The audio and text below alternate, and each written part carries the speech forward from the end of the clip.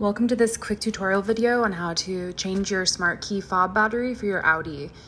The first thing you'll need to do is locate the quick release button on the back of your fob. Go ahead and pull out the key and set it aside. Next, you'll flip over the fob again and find the other quick release button panel.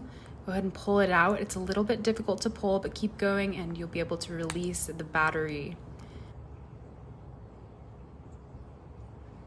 So you'll see that the battery is faced with a kind of ridge side facing forward, so remember that. And when you remove the battery, you'll see the back side is very smooth. Grab your replacement battery and place it between the two prongs with the smooth side down, the ridged side up. Now you'll just put the battery back into the fob